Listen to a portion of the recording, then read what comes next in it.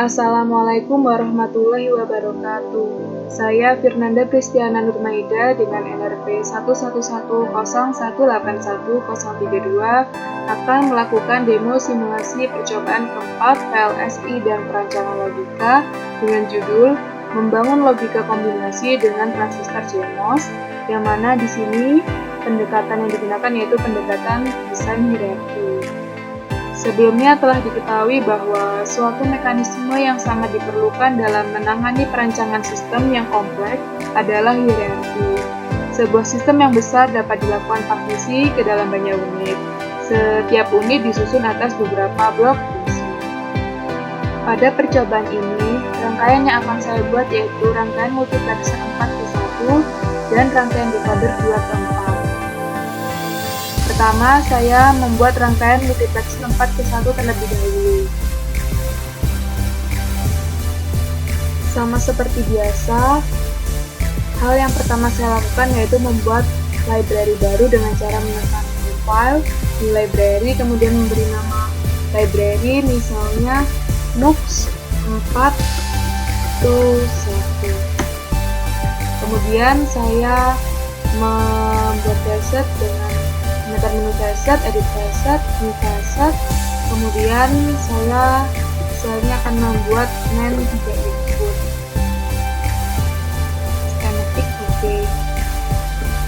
Sebelumnya telah diketahui bahwa multiplexer 4:1 terdiri dari 4 buah gate AND 3 input, sebuah gate OR 4 input, serta 2 buah inverter.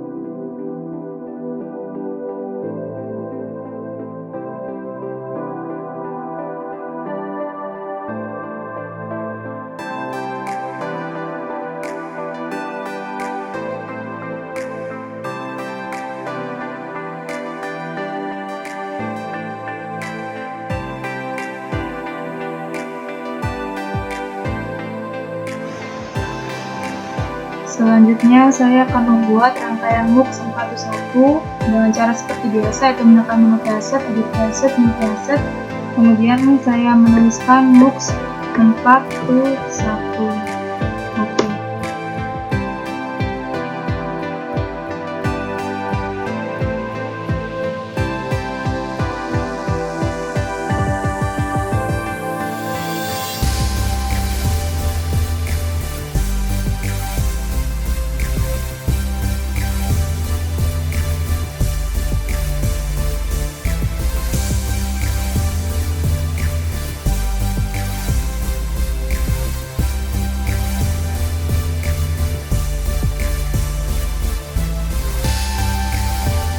Setelah membuat rangkaian skematik dari multiplexer 4:1, selanjutnya saya melakukan simulasi dengan menekan menu Tools, Simulation Built-in, kemudian Simulate. Di sini terlihat jelas bahwa terdapat 6 buah input, yaitu S0, S1, D0, D1, D2, dan D3, yang mana S0 dan S1 di sini sebagai starter dan D0, D1, D2, D3 sebagai input data. Kemudian di sini terdapat juga output, yaitu output Y. Selanjutnya saya memasukkan logic ke beberapa input ini dengan kombinasi sebagai berikut. Misalnya S0 saya buat 0, S1 saya buat 0, D0 saya buat 0, D1 0, D2 0, dan D3 0. Di sini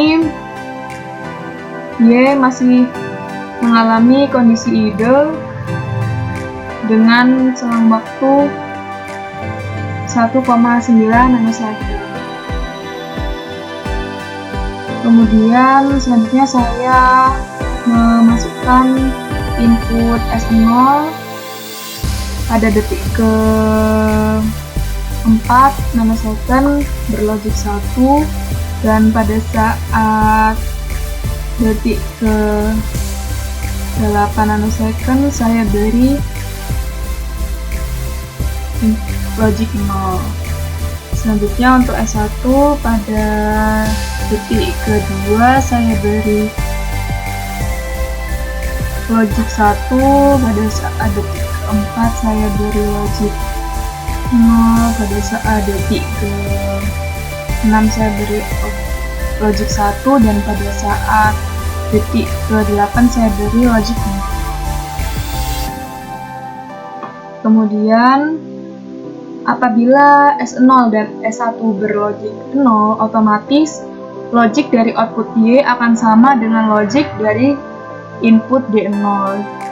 Di sini apabila input D0 saya beri 1 pada saat detik ke 1 nanosecond, maka di sini output Y akan berlogik 1 juga, namun di sini logik 1-nya mulai terdeteksi saat detik ke 1,87 nanosecond, sehingga didapatkan bahwa delay-nya yaitu sebesar 857,58 picosecond. Ini merupakan delay yang cukup besar. Selanjutnya apabila S0 berlogik 0 dan S1 berlogik 1, maka logik dari output Y akan sama dengan logik dari input D1. Di sini saya membuat input D0 di detik ke 2,02 nanosecond menjadi 0 terlebih dahulu. Selanjutnya untuk input D1 saya masukkan, seharusnya output dari Y bernilai 0 pada detik ke 2,02 nanosecond. Namun di sini output Y berlogik 0 saat detik ke 3,4 nanosecond, sehingga di sini didapatkan delay sebesar 1,38 nanosecond. Selanjutnya misalnya saya memberi logik 1 saat detik ke 3 nanosecond. Di sini output Y berlogik 1, namun saat detik ke 3,87 nanosecond, sehingga di sini didapatkan delay yaitu 872,89 picosecond. Selanjutnya apabila input S0 yaitu 1 dan S1 yaitu 0, maka seharusnya output dari logik dari output Y akan sama dengan logik dari input D2. Di sini saat detik ke 6,39 nanosecond, logik dari input D2 yaitu 0. Seharusnya logik dari output Y juga bernilai 0 pada saat yang sama. Namun di sini logik Y bernilai 0 saat detik ke 5,53 nanosecond, sehingga didapatkan delay sebesar 1,53 nanosecond. Selanjutnya saya merubah pada detik ke 6, maksudnya pada detik ke 5, saya mengubah logik D2 menjadi 1. Seharusnya pada saat yang sama output Y juga berlogik 1, namun di sini output Y baru berlogik 1 saat detik ke 5,91 nanosecond, sehingga didapatkan delta itu sebesar 918,84 picosecond. Kemudian saat S0 saya beri logik 1 dan S1 saya beri logik 1, maka seharusnya logik dari output Y akan sama dengan logik dari input D3. Di sini input D3 masih 0. Namun output Y berlogik 0 saat detik ke 7,72 nanosecond, sehingga di sini didapatkan delay sebesar 1,73 nanosecond. Ini merupakan delay yang cukup besar. Selanjutnya saya mencoba untuk memberi logik 1 pada D3 saat detik ke 7. Seharusnya pada saat yang sama logik output Y juga berlogik 1, namun di sini output Y berlogik 1 saat detik ke 7,96 nanosecond, sehingga didapatkan delay sebesar 949,46 picosecond. Selanjutnya saat S0 dan S1 saya buat 0 lagi, maka output Y akan sama dengan logik dari input D0, yang mana input dari D0 di sini pada detik ke 7,98 nanosecond yaitu masih berlogik 0. Seharusnya di sini pada saat yang sama output Y harusnya langsung turun ke logik 0, namun di sini output Y berlogik 0 saat detik ke 9,17 nanosecond, sehingga terdapat delay sebesar 1,19 nanosecond. Rangkaian selanjutnya akan saya buat yaitu rangkaian decoder 2D.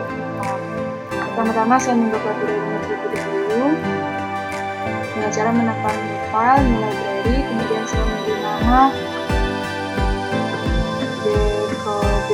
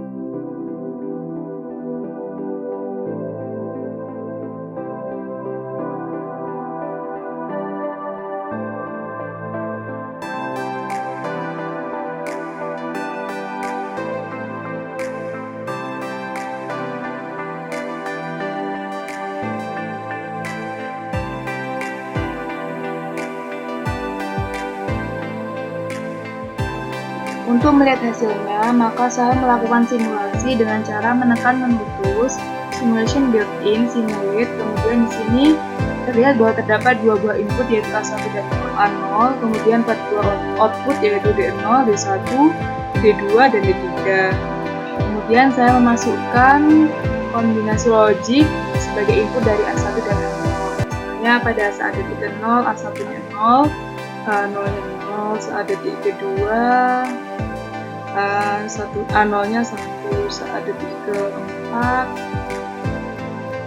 A0-nya 0, A1-nya 1, saat detik ke-5, ke-6 A0-nya 1, dan detik ke-8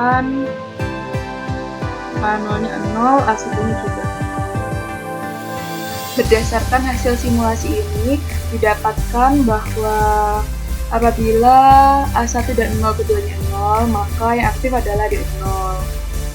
Apabila A1 0, A0 1, maka output D1 yang akan aktif. Apabila A11 A00, maka output D2 yang akan aktif, dan apabila A1 dan A2 keduanya 0, maka output D3 akan aktif. Sehingga dapat dikatakan bahwa A1 dan A0 di sini adalah sebagai selektor untuk memilih output mana yang akan aktif atau berlojik 1. Namun di sini untuk beberapa output ini terdapat delay transisi dari 0 ke 1 maupun 1 ke 0. Misalnya untuk output D0 dari transisi 1 ke 0 di sini terdapat delay 321,59 mikrosecond. Kemudian saat output D1 transisi dari 0 ke 1, di sini ada delay sebesar 61,26 mikrosecond. Saat transisi 1 ke 0, delaynya 199 mikrosecond. Kemudian saat output D2 transisi dari 0 ke 1, di sini terdapat delay 459,42 mikrosecond. Saat transisi 1 ke 0, di sini delaynya 336,91 mikrosecond. Saat D3 yang transisi dari 0 ke 1, di sini delaynya 260,34 mikrosecond, dan saat transisi output D3 dari 1 ke 0, di sini delaynya itu 122,51 mikrosecond. Sekian demo simulasi yang dapat saya sampaikan, kurang lebihnya mohon maaf, dan terima kasih. Wassalamualaikum warahmatullahi wabarakatuh.